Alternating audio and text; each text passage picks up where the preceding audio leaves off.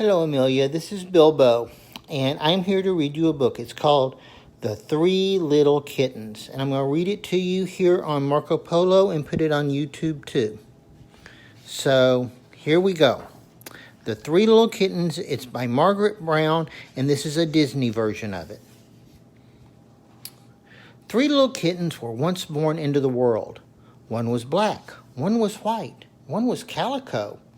And when they felt the warmth of their own little bodies, they all began to purr, for they thought that the world was wonderful.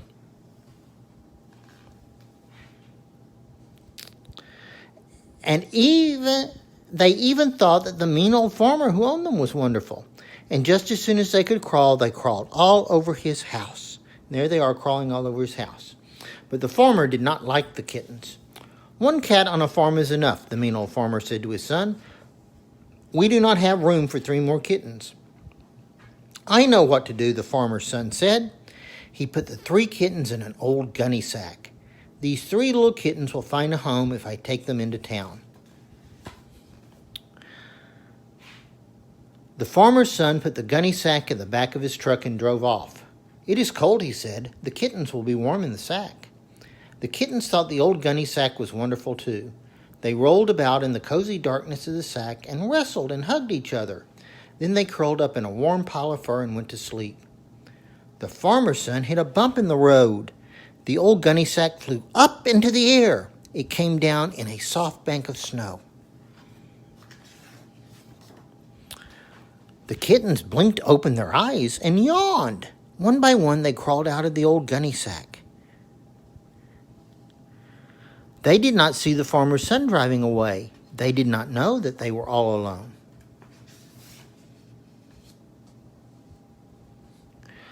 All that they knew was that the white snow was wonderful.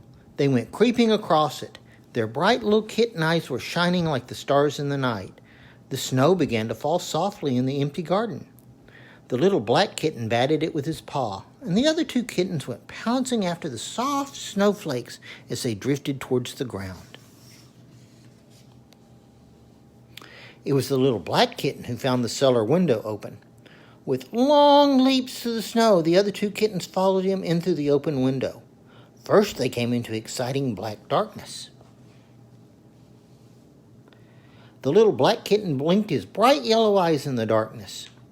The little white kitten blinked his 2 little blue eyes, and the little calico kitten blinked his great big yellow eyes, for kittens can see in the dark. The 3 little kittens crept ahead until they came to some steps.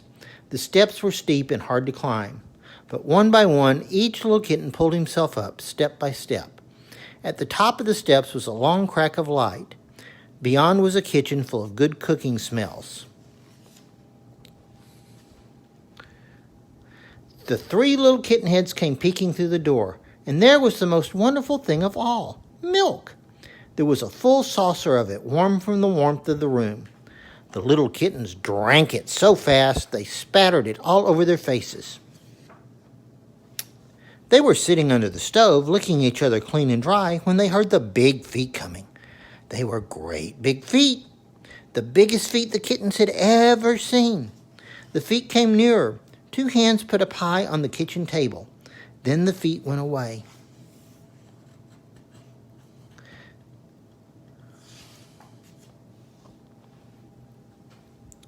It didn't take the 3 kittens long to climb right up onto the table and sniff around the pie.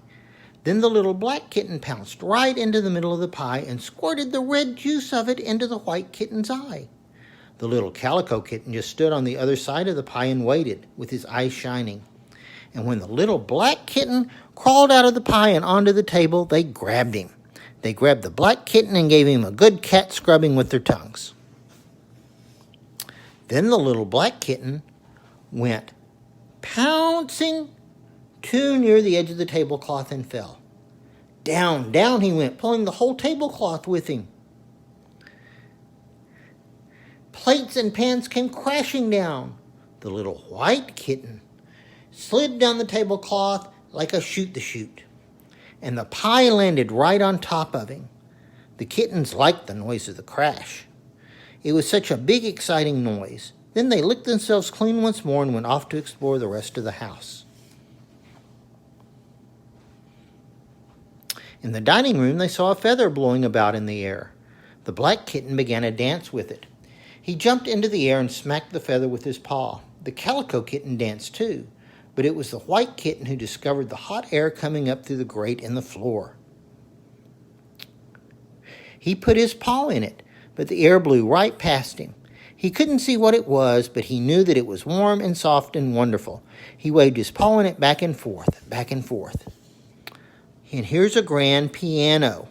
And there's a piano that Mimi and Bilbo have, and I think that other people have pianos in their houses too. So anyway, then they discovered the piano. Ping pang, kittens on the keys.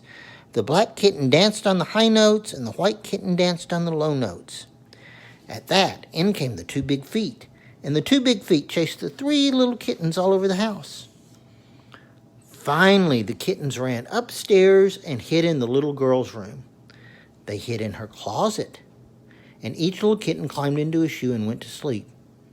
The little black kitten climbed into a soft red slipper and went to sleep. The other two kittens climbed into a pair of sneakers and went to sleep.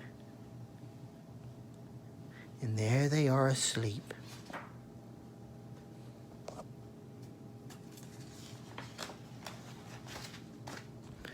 They were there when the little girl found them. They were all curled up in her shoes, three sleepy little soft angel kittens. And the little girl loved them and kept them forever. And the kittens thought the little girl was wonderful. Even the cook who owned the big feet grew to love the three little kittens. The end. So, and this is for all of my current and future grandchildren.